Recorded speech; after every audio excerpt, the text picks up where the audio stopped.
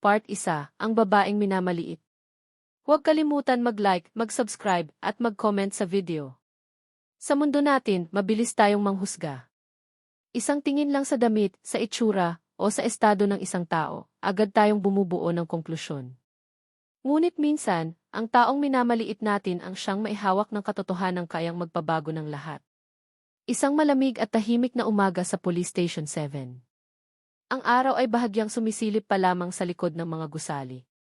Ang mga ilaw sa loob ng presinto ay nakabukas pa, at ang ilan sa mga pulis ay nakaupo sa kanilang mga mesa, umiinom ng kape, habang ang iba naman ay abala sa kanilang mga cellphone. Sa sulok, nakaupo si F. Ramon de la Cruz. Siya ay kilala sa presinto bilang isang matapang, ngunit mayabang na pulis. Marami ang natatakot sa kanya, hindi dahil sa kanyang ranggo, kundi dahil sa kanyang ugali. Habang hinihigop niya ang kanyang kape, napansin niyang bumukas ang pinto ng presinto. Isang babae ang pumasok. Agad na napatingin ang lahat. Ang babae ay may simpleng damit. Kupas ang kanyang blouse. May mga bahid ng putik ang kanyang sapatos. Ang kanyang buhok ay nakatali lamang ng simple. Sa kanyang kamay, may hawak siyang isang lumang brown envelope. Hindi siya mukhang mayaman. Hindi siya mukhang importante. Sa unang tingin, mukha lamang siyang isang ordinaryong babae. Ngunit ang kanyang mga mata ay kalmado, matatag, at parang may tinatagong lalim na hindi agad maintindihan. Lumapit siya sa front desk. Magandang umaga po, mahina ngunit malinaw niyang sabi. Ang desk officer, si Patrolman Reyes, ay tumingin sa kanya mula ulo hanggang paa. At ngumisi. Ano ang kailangan mo? Tanong niya, may halong pagkainis sa boses. Gusto ko po sanang mag-report, sagot ng babae. Nagkatinginan ang ilang pulis sa paligid. May isa na bahagyang natawa. Mag-report, ulit ni Reyes. Tungkol saan? Mahigpit na hinawakan ng babae ang brown envelope. May importante po akong ebidensya. Sa likod, nakikinig si F. Ramon. Napangiti siya. Lumapit siya sa desk. Ebidensya, tanong niya, may halong pangungutya. Anong ebidensya naman ang hawak mo? Tahimik ang babae. Hindi siya sumagot agad. Tumingin siya diretso sa mata ni Ramon. Isang bagay na hindi inaasahan ni Ramon. Karamihan sa mga ordinaryong tao ay umiiwas sa kanyang tingin. Natatakot. Kinakabahan. Pero ang babaeng ito, hindi. Kalmado lamang siya. Mas lalo itong nagbigay ng inis kay Ramon. Hoy, sabi niya. Tinatanong kita. Anong ebidensya yan? Dahan-dahang nagsalita ang babae. May kinalaman po ito sa iligal na operasyon. Biglang natahimik ang paligid sa loob ng ilang segundo. Pagkatapos, tumawa si Ramon. Malakas. Halos buong presinto ay napatingin. Iligal na operasyon, ulit niya habang tumatawa. Ikaw, may alam sa iligal na operasyon. Natawa rin ang ilang pulis. Siguro scam yan, sabi ng isa. O baka nanood lang ng teleserye, dagdag ng isa pa. Ngunit hindi gumalaw ang babae. Hindi siya napahiya. Hindi siya nagalit. Nakatayo lamang siya. Tahimik. Matatag. Parang handa sa lahat ng sasabihin nila. Lumapit si Ramon ng mas malapit. Ano pangalan mo? Tanong niya. Saglit na tumigil ang babae bago sumagot. Maria Santos. Tumingin si Ramon sa kanyang mga kasamahan. Maria Santos, ulit niya, parang sinusuri ang pangalan. May ka ba? Dahan-dahang kumuha ang babae ng kanyang pitaka. Naglabas siya ng isang VV. Ibinigay niya ito kay Ramon. Tiningnan ito ni Ramon. Isang simpleng D lamang. Walang espesyal. Binalik niya ito. Tite, sabi niya. At anong akala mo ang magagawa namin sa sinasabi mo?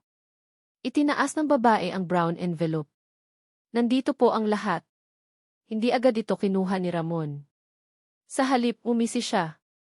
Alam mo, sabi niya, maraming tao ang pumupunta dito na nagsasayang lang ng oras. Tahimik ang babae. Sigurado ka bang hindi ka isa sa kanila? Isang sandali ng katahimikan. Pagkatapos nagsalita ang babae. Sigurado po ako. Ang kanyang boses ay hindi malakas. Pero may bigat. May kumpiyansa. Na hindi maipaliwanag. Hindi ito nagustuhan ni Ramon. Sanay siya na siya ang may kontrol. Na siya ang kinatatakutan. Pero ngayon, parang baligtad. Kinuha niya ang envelope. Binuksan niya ito ng bahagya. Ngunit hindi niya ito sinuri ng mabuti. Sa halip, isinara niya ito muli. At ibinagsak sa mesa. Titingnan namin, sabi niya ng walang interes. Ngunit ang totoo, hindi niya ito sineseryoso. Para sa kanya, isa lamang itong ordinaryong babae. Isang walang kwentang reklamo. Umupo ka muna doon, sabi niya, sabay turo sa isang lumang upuan sa sulok. Tumango ang babae. Tahimik siyang naglakad papunta sa upuan. Umupo siya. At naghintay. Lumipas ang 10 minuto. 20 minuto. 30 minuto. Walang lumalapit sa kanya. Walang kumakausap sa kanya. Ang ilang pulis ay paminsan-minsan siyang tinitingnan at bumubulong sa isa't isa. May ilan pang tumatawa. Ngunit hindi siya umalis. Hindi siya nagreklamo. Naghintay lamang siya. Habang nakaupo siya, tahimik niyang inoobserbahan ang paligid. Bawat galaw. Bawat mukha. Bawat salita. Parang may binibilang. Parang may hinihintay. Sa kabilang banda, si Ramon ay bumalik sa kanyang mesa. Sayang oras, bulong niya sa kanyang sarili. Ngunit hindi niya alam na ang simpleng umagang iyon ay malapit nang magbago ng kanyang buhay. Lumipas ang isa pang oras. Sa wakas, tumayo ang babae. Lumapit siya muli sa desk. "Excuse me po," sabi niya. Tumingin si Ramon, halatang nainis. "Ano na naman? Gusto ko lang po malaman kung nasuri na ninyo ang ebidensya." Napangisi si Ramon. "Hindi pa." "Kailan po?" Umiling si Ramon. "Kapag may oras." Tahimik ang babae. Tumingin siya sa envelope na nasa mesa. Pagkatapos, tumingin siya muli kay Ramon. "Importante po iyon." Ngumisi si Ramon. Lahat ng tao na pumupunta dito, sinasabi na importante ang dala nila. May ilang pulis na natawa muli. Ngunit ang babae, hindi pa rin gumagalaw. Hindi pa rin umaalis. Sa halip, nagsalita siya. "Kung hindi ninyo po ito kayang hawakan, may iba pa pong paraan." Biglang nagbago ang ekspresyon ni Ramon. "Ano ibig mong sabihin?" Tahimik ang babae. Ngunit ang kanyang mga mata ay mas naging matalim. Hindi po lahat ng bagay ay kailangang manatili dito. Isang kakaibang katahimikan ang bumalot sa presinto. Hindi maintindihan ni Ramon kung bakit. Pero sa unang pagkakataon, nakaramdam siya ng kakaibang pakiramdam. Hindi takot. Hindi galit. Kundi pagdududa. Sino ba talaga ang babaeng ito? Bakit siya ganito magsalita? At bakit parang hindi siya natatakot? Ngunit mabilis niyang inalis ang pakiramdam na iyon. Isa lamang siyang ordinaryong babae. Walang kapangyarihan. Walang impluwensya. Walang silbi. "O sige," sabi niya. "Babalikan ka namin." Tumango ang babae. Ngunit bago siya umalis, may sinabi siya na hindi malilimutan ni Ramon. "Sigurado po ako." "Ano?" tanong ni Ramon. Tumingin siya diretso sa kanya. Nasa huli lalabas din ang katotohanan. At pagkatapos, tumalikod siya at naglakad palabas ng presinto. Tahimik, kalmado, matatag. Hindi alam ni Ramon kung bakit. Pero habang pinapanood niya ang babaeng lumalabas, may kakaibang pakiramdam sa kanyang dibdib. Isang pakiramdam na parang may mali. At hindi niya alam na iyon pa lamang ang simula. Ang simula ng isang katotohanang yayanig sa buong presinto. At sisira sa lahat ng kanyang pinaniniwalaan. Itutuloy Part 2. Part 2, ang babaeng may dalang lihim. Huwag kalimutan mag-like, mag-subscribe, at mag-comment sa video. Ang pinto ng Police Station 7 ay dahan-dahang nagsara habang ang babaeng nagpakilalang Maria Santos ay tuluyang naglakad palabas. Sa loob ng presinto, muling bumalik sa dati ang ingay. Ang tunog ng tawanan. Ang kalansing ng mga tasa ng kape. Ang mahihinang bulungan ng mga pulis na walang ideya kung ano ang tunay na kahulugan ng pagdating ng babaeng iyon. Ngunit para kay Essie Isa Ramon de la Cruz, may naiwan na kakaibang pakiramdam.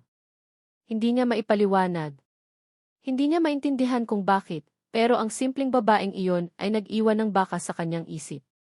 Ang weird ng babaeng yun, sabi ni Patrolman Reyes habang nakatingin sa pintuan. Tama, sagot ng isa pang pulis. Akala mo kung sino. Ngumisi si Ramon habang umiinom ng kanyang kape. Mga taong walang magawa sa buhay, sabi niya. Gumagawa ng kwento para lang mapansin. Tumawa ang ilan. Ngunit sa kanyang isip, naalala niya ang mga mata ng babae. Hindi iyon ang mga mata ng isang taong nagsisinungaling. Hindi iyon ang mga mata ng isang taong natatakot. Ipinilig niya ang kanyang ulo. Walang kwenta, bulong niya sa sarili. Pagkatapos, kinuha niya ang brown envelope na iniwan ng babae. Sandali niya itong tinitigan. Simple lamang ito. Walang marka. Walang pangalan. Walang kahit ano na magpapakita na ito ay mahalaga. Ngunit hindi niya alam kung bakit. May kakaiba dito. Dahan-dahan niya itong binuksan. Sa loob may mga dokumento, mga larawan, at isang maliit na flash drive. Kinuha niya ang mga larawan. Ang una ay isang litrato ng isang warehouse. Ang ikalawa, isang larawan ng isang truck. Ang ikatlo, biglang tumigil si Ramon. Nanlaki ang kanyang mga mata. Sa litrato, may mga lalaking nakatayo malapit sa truck. At isa sa kanila ay pamilyar. Masyadong pamilyar. Agad niyang ibinaba ang larawan. Tiethe, sabi niya, pilit binabaliwala ang nakita. Hindi maaari. Nagkakamali lamang siya. Siguro kamukha lang. Siguro coincidence lang. Ngunit hindi mawala sa kanyang isip ang imahe. Agad niyang ibinalik ang mga dokumento sa loob ng envelope. At isinara ito. Sa kabilang banda ng lungsod, ang babaeng nagpakilalang Maria Santos ay naglalakad sa gilid ng kalsada. Ang kanyang simpleng sapatos ay bahagyang marumi. Ang kanyang damit ay kupas. Ngunit ang kanyang lakad ay matatag. Diretso. Parang may malinaw na direksyon. Huminto siya sa isang maliit na karinderya. Umupo siya sa isang bakanting mesa. Lumapit ang tindera. Ano po ang order ninyo? Isang kape lang po, sagot niya. Tumango ang tindera. Habang naghihintay, inilabas ng babae ang kanyang cellphone. Isang simpleng cellphone. Ngunit nang i-on niya ito, nagbago ang kanyang ekspresyon. Ang kanyang mga mata ay naging seryoso. May binuksan siyang mensahe. Isang pangalan ang nakalagay. Unknown number. Ang mensahe ay maikli lamang. Status. Sandali siyang tumigil bago sumagot. Contact established. Ilang segundo ang lumipas. May bagong reply. Any suspicion? Tumingin siya sa malayo. Naalala niya ang mukha ni Essie Isa Ramon.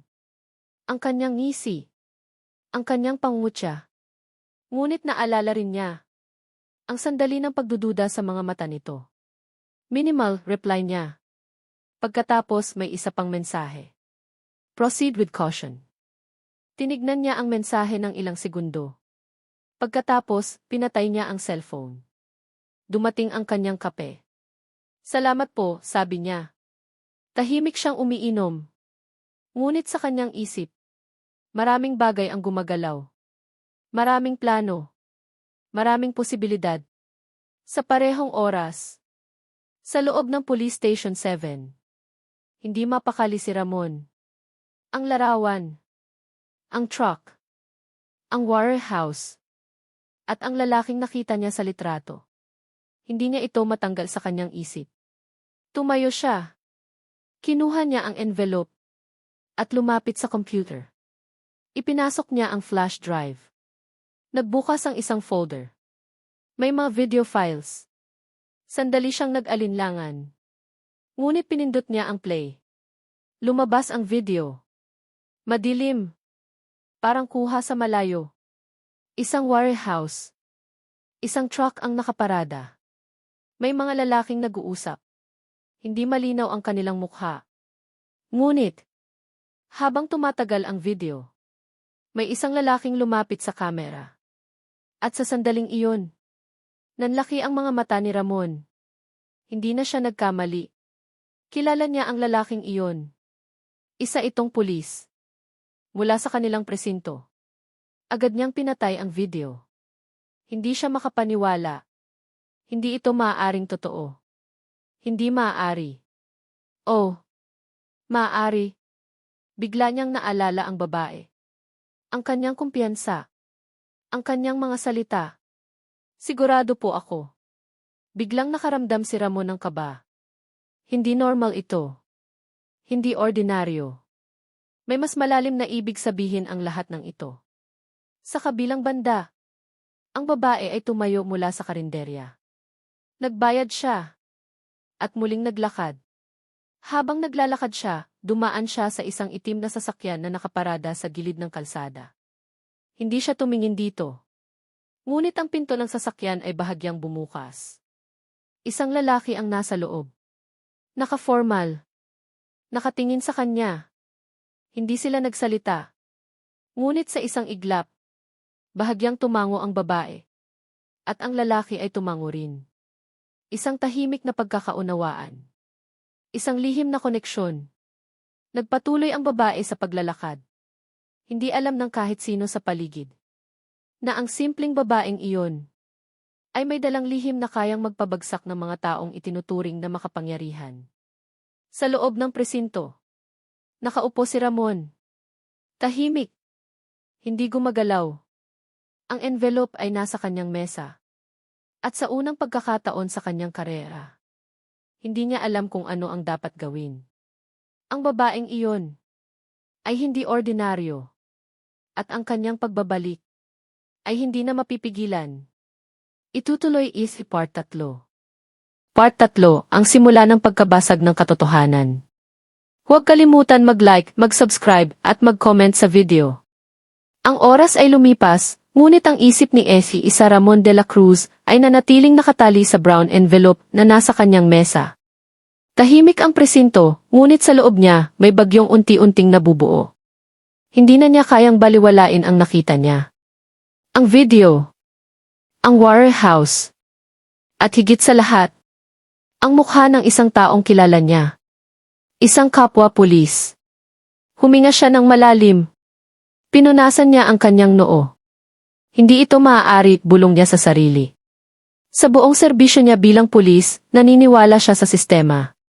Naniniwala siya sa kanilang tungkulin. Naniniwala siya na sila ang tagapagtanggol ng batas. Ngunit ngayon, may isang bagay na unti-unting sumisira sa kanyang paniniwala. Biglang lumapit si Patrolman Reyes. "Boss, okay ka lang ba?" tanong nito. Agad isinara ni Ramon ang folder sa computer. "Okay lang," sagot niya, pilit na kalmado.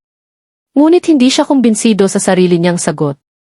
Napatingin si Reyes sa envelope. "Yan ba yung iniwan ng babaeng yon?" tanong niya. Tumango si Ramon. Ngumisi si Reyes. "Sigurado ako walang kwenta yan." Hindi sumagot si Ramon. Sa halip, tumingin lamang siya sa envelope. Sa unang pagkakataon, hindi siya sigurado. Sa kabilang bahagi ng lungsod, ang babaeng nagpakilalang Maria Santos ay nakatayo sa harap ng isang lumang gusali. Mukha itong abandonado. Walang tao. Tahimik. Ngunit para sa kanya, hindi ito basta gusali lamang. Ito ay isang lugar na mahalaga sa kanyang misyon. Dahan-dahan siyang lumapit sa pinto. Kumatok siya ng 3 beses. Tahimik. Pagkatapos, may narinig siyang mahina na click. Bahagyang bumukas ang pinto. Isang lalaki ang sumilip. "Password?" tanong nito. Tahimik na sumagot ang babae. Katotohanan ay hindi natatago. Sandaling katahimikan. Pagkatapos, tuluyang bumukas ang pinto. "Pasok," sabi ng lalaki. Pumasok ang babae. Sa loob may ilang tao. Naka-formal. May mga laptop. May mga dokumento. Hindi ito ordinaryong lugar. Hindi ito ordinaryong grupo. Lumapit ang isang matandang lalaki. Kumusta? Tanong nito. Kumpleto na ang unang hakbang, sagot ng babae. Tumango ang matanda. May hinala ba sila? Saglit siyang nag-isip. Isa, sagot niya. Sino? Si Isa Ramon de la Cruz. Nagkatinginan ang mga tao sa loob. Delikado ba siya? Tanong ng isa. Umiling ang babae. Hindi pa. Ngunit sa kanyang isip. Hindi siya sigurado. Sa Police Station 7. Hindi mapakali si Ramon. Tumayo siya. Kinuha niya ang envelope. At naglakad palabas ng kanyang mesa. Boss, saan ka pupunta? Tanong ni Reyes. May iche-check lang ako, sagot niya. Hindi niya alam kung bakit niya ginagawa ito. Ngunit may nagtutulak sa kanya. Isang pakiramdam na kailangan niyang malaman ang katotohanan. Lumabas siya ng presinto. Sumakay sa kanyang sasakyan. At nagmaneho. Habang nagmamaneho, naalala niya ang lahat ng nangyari sa mga nakaraang buwan. Mga kakaibang operasyon. Mga utos na hindi niya maintindihan. Mga pagkakataon na pinayuhan siyang huwag magtanong. Noon, hindi niya ito pinansin. Ngunit ngayon, lahat ay nagsisimulang magkaroon ng kahulugan. Huminto siya sa isang lugar. Isang warehouse. Ang parehong warehouse na nakita niya sa larawan. Tahimik ang paligid. Walang tao. Ngunit naroon ito. Totoo. Hindi imahinasyon. Hindi kasinungalingan. Huminga siya ng malalim. At bumaba ng sasakyan. Habang papalapit siya, may narinig siyang boses. Agad siyang nagtago sa likod ng isang poste. May dalawang lalaking nag-uusap. Hindi niya makita ang kanilang mukha. Ngunit ang kanilang boses. Pamilyar. Sigurado ka bang walang nakakaalam? Tanong ng isa. Wala, sagot ng isa pa. Kontrolado natin ang lahat. Kinabahan si Ramon. Ang kanyang puso ay mabilis na tumibok. Pati ang presinto. Lalo na ang presinto. Nanlaki ang kanyang mga mata. Hindi siya makapaniwala. Ang sarili niyang presinto ay bahagi nito. Biglang may tumunog na cellphone sa kanyang bulsa. Nagulat siya. Agad niyang pinatay ito. Ngunit, narinig siya ng dalawang lalaki. Sino yan? Tanong ng isa. Lumapit ang mga ito. Kinabahan si Ramon. Hindi siya handa. Hindi pa. Tahimik siyang umatras. Dahan-dahan. Hanggang sa makarating siya sa kanyang sasakyan. At agad siyang umalis. Habang nagmamaneho, hindi siya makapaniwala sa kanyang natuklasan. Ang babaeng iyon ay nagsasabi ng totoo. At ngayon, siya ay bahagi na ng katotohanan iyon. Sa kabilang banda, ang babae ay nakatayo sa harap ng bintana ng lumang gusali. Nakatingin sa lungsod. Tahimik. Ngunit sa kanyang isip, alam niyang malapit na. Malapit na ang sandali ng pagbubunyag. Malapit na ang sandali ng hustisya. At ang mga taong tumawa sa kanya ay malapit nang malaman kung sino talaga siya. Itutuloy Easy Part 4. Part 4, ang pagbubunyag ng katotohanan. Huwag kalimutan mag-like, mag-subscribe, at mag-comment sa video. May mga sandali sa buhay ng isang tao na hindi na niya kayang balikan ang dati. Mga sandaling kapag nalaman mo ang katotohanan, hindi ka na maaaring magpanggap na wala kang alam. Para kay Isa Ramon de la Cruz, iyon ang gabing iyon. Habang mabilis siyang nagmamaneho palayo sa warehouse, ang kanyang mga kamay ay mahigpit na nakahawak sa manibela. Ang kanyang paghinga ay mabigat. Ang kanyang isip ay puno ng mga tanong. Ang presinto. Ang kanyang mga kasamahan. Ang sistemang kanyang pinaglingkuran. Posible bang lahat iyon ay may tinatagong lihim? Huminto siya sa isang madilim na bahagi ng kalsada. Pinatay niya ang makina ng sasakyan.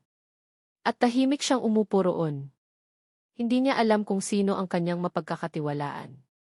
Sa unang pagkakataon sa kanyang karera, nakaramdam siya ng pag-iisa. Bigla niyang naalala ang babae. Si Maria Santos. Ang kanyang kalmadong boses. Ang kanyang matatag na mga mata. Ang kanyang kumpiyansa. Hindi iyon ang mga mata ng isang sinungaling. Huminga ng malalim si Ramon. At gumawa ng desisyon. Kailangan niyang makita muli ang babae. Kailangan niyang malaman ang buong katotohanan. Sa kabilang bahagi ng lungsod. Sa loob ng lumang gusali. Nakaupo ang babae sa harap ng isang mesa. Sa harap niya ay isang laptop.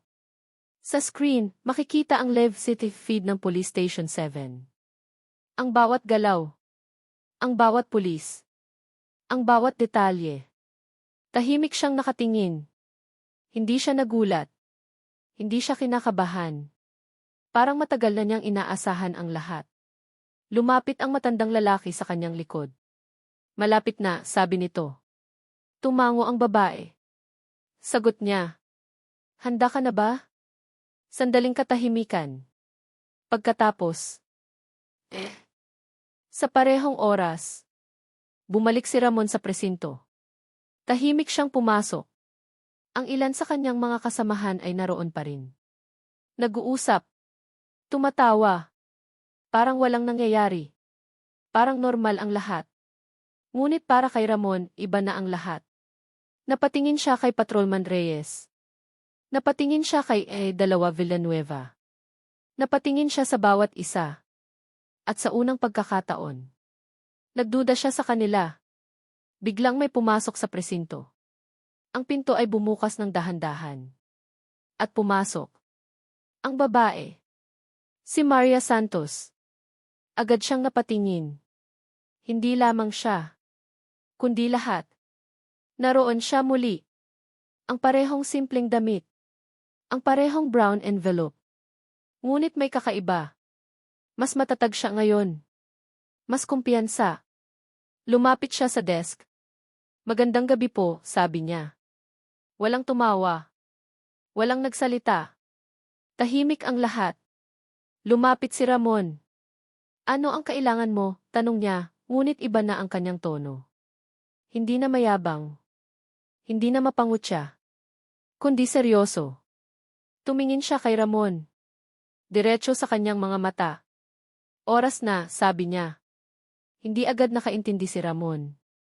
Oras na para saan? Hindi sumagot ang babae. Sa halip, may narinig silang tunog sa labas. Mga sasakyan. Marami. Huminto ang mga ito sa harap ng presinto. Nagkatinginan ang mga pulis. Ano yun? Tanong ni Reyes. Biglang bumukas ang pinto. At pumasok ang mga lalaking nakaformal na damit. May mga badge. May mga baril. May otoridad. National Bureau of Investigation, sigaw ng isa. Nanlaki ang mga mata ng lahat. NBA. Ano ang ginagawa nila dito? Lumapit ang isa sa kanila sa babae. At ma'am, sabi nito ng may respeto. Tumango ang babae. At sa sandaling iyon, may inilabas siya sa kanyang bulsa. Isang badge. At itinaas niya ito. Special Agent Maria Santos, sabi niya. Parang tumigil ang mundo. Nanlaki ang mga mata ni Ramon. Hindi siya makapaniwala. Ang babaeng kanilang tinawanan. Ang babaeng kanilang minamaliit. Ay isang NBI agent. Hindi siya ordinaryong babae. Hindi siya mahina. Hindi siya walang kapangyarihan. Siya ay isang ahente. Isang taong may misyon. Isang taong may hawak ng katotohanan. Lumapit ang FBI agent sa ilang pulis.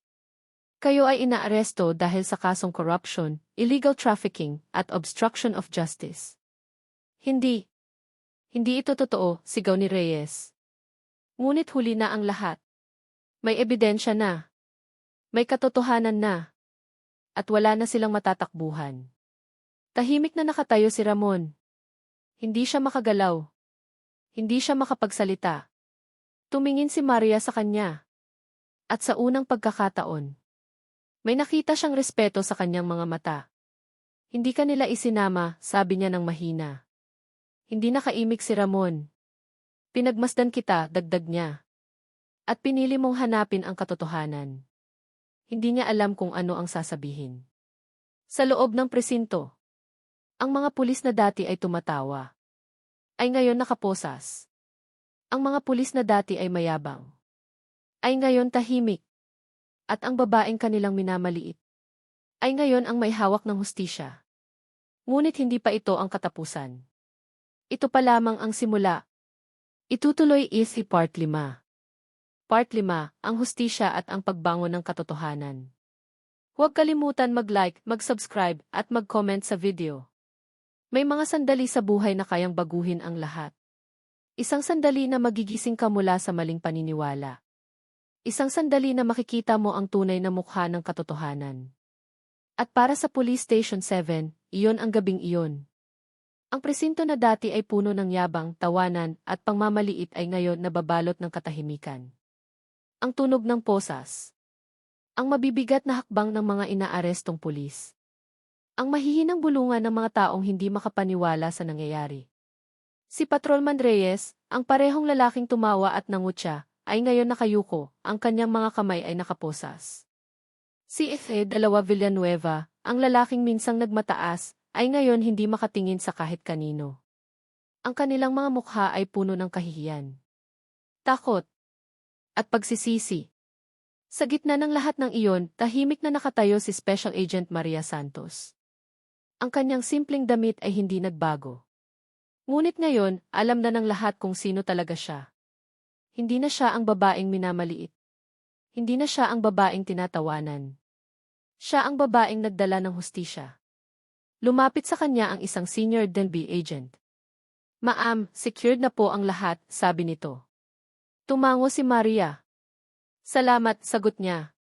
Sa kabilang banda, nakatayo si Isa Ramon de la Cruz. Tahimik. Hindi siya inaaresto. Hindi siya pinupusasan. Ngunit ang kanyang puso ay mabigat. Hindi dahil siya ay may kasalanan, kundi dahil sa katotohanang hindi niya nakita agad ang nangyayari sa kanyang paligid.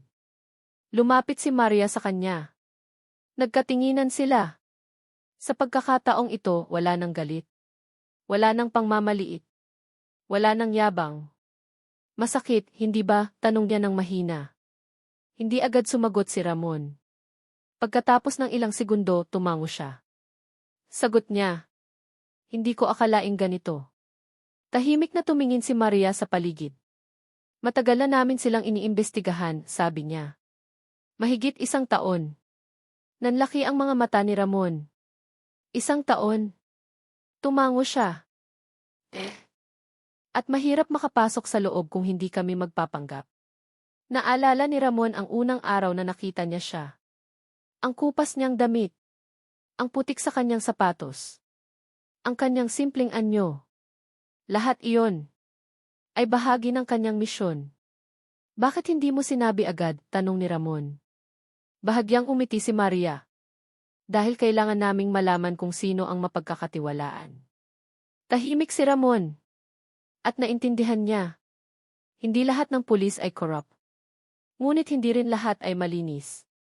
"At ikaw," sabi ni Maria, "pinili mong hanapin ang katotohanan." Hindi niya alam kung paano sasagot. Hindi niya alam kung karapat-dapat ba siya sa mga salitang iyon.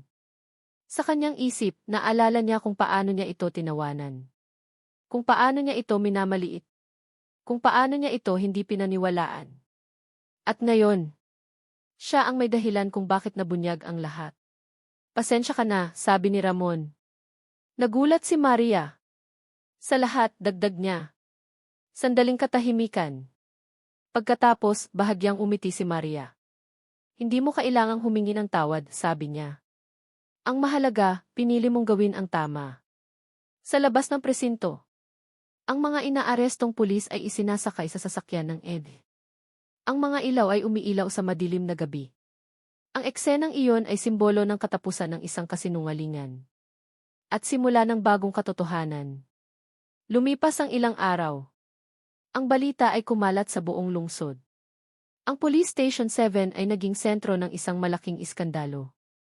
Ang mga corrupt na pulis ay naharap sa kaso. Ang hustisya ay nagsimulang umusad. At si Isa Ramon de la Cruz ay nagbago. Hindi na siya ang dating mayabang na pulis. Hindi na siya ang lalaking mabilis manghusga. Natuto siya. Natuto siyang makinig. Natuto siyang umunawa. Natuto siyang rumespeto. Isang umaga, habang siya ay nakaupo sa kanyang mesa. May kumatok sa pinto. Pasok, sabi niya. At nang bumukas ang pinto, nakita niya siya muli. Si Maria Santos. Ngunit ngayon, hindi na siya nakasuot ng kupas na damit. Nakasuot siya ng formal attire. Professional. Matapang. At puno ng otoridad. Tumayo si Ramon. Agent Santos, sabi niya. Bahagyang umiti si Maria. Elisa de la Cruz, sagot niya. Sandaling katahimikan. Pagkatapos, kamusta ka na? Tanong niya. Mas mabuti na, sagot ni Ramon. Tumango si Maria. Mabuti. Tahimik silang nagkatinginan. 2 taong nagbago dahil sa katotohanan. 2 taong natuto ng mahalagang aral. Bago umalis si Maria, huminto siya sa pintuan. At Ramon, sabi niya. Huwag mong kalimutan ang natutunan mo. Tumango si Ramon. Hindi ko makakalimutan. Ngumiti si Maria. At tuluyang umalis. Habang pinapanood siya ni Ramon na naglalakad palayo. Alam niya na ang araw na iyon, ang araw na tinawanan nila ang isang simpleng babae, ay ang araw na nagbago ang lahat. Ang araw na natutunan niya ang pinakamahalagang aral ng kanyang buhay. Huwag mong maliitin ang isang tao base sa kanyang panlabas na anyo. Dahil minsan, ang taong mukhang ordinaryo, ay siya palang may hawak ng kapangyarihang magbago ng iyong mundo. Wakas,